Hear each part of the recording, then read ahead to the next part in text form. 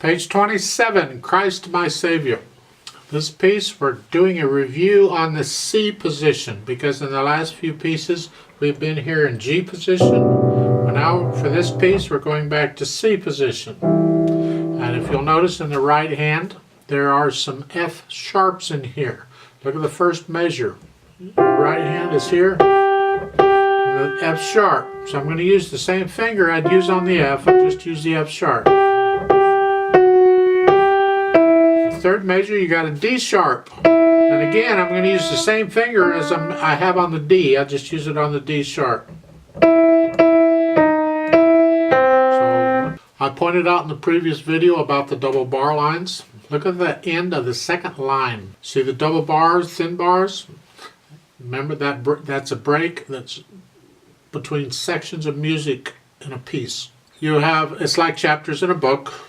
Different chapters in a book, you can have different sections in a piece of music. Don't have to, but you can. Short book would only have one chapter. Well, a short piece of music may only have one section. But normally, they will split the sections up with these thin and thick bar lines. These come in handy because when you're learning a piece of music and you're struggling with it, generally you break the music up into little pieces and you attack it one little piece at a time, and then you can put the pieces back together. That's how we do it on these big complicated things. And you don't have to do it, it doesn't have to be a big complicated thing.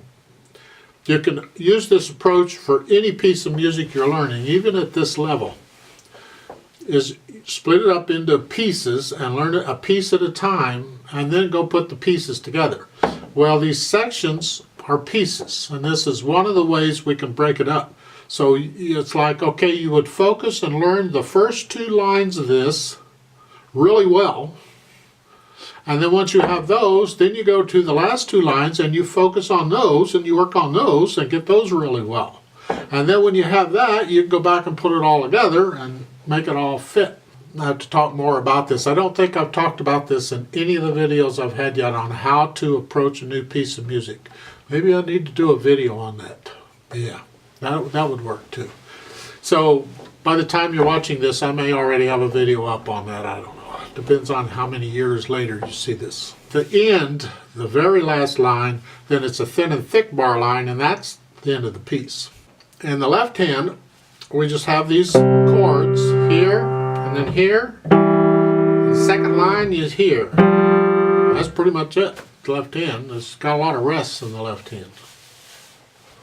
Dynamic wise, the first two lines is loud. See the F at the beginning? That's to the melody. You keep the left hand softer. And the third line down, you see a P for soft. And so now you're going to, and that's the melody. So you got to keep the left hand softer than that.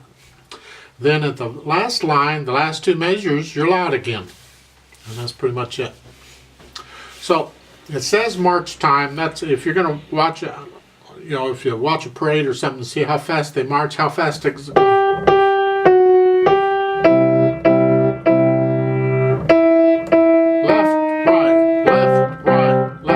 right, blah, blah. We're going to go really, really, really slow. You can speed it up on your own.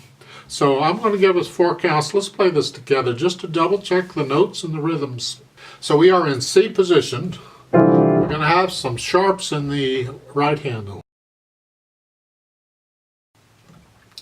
1, 2, ready, go.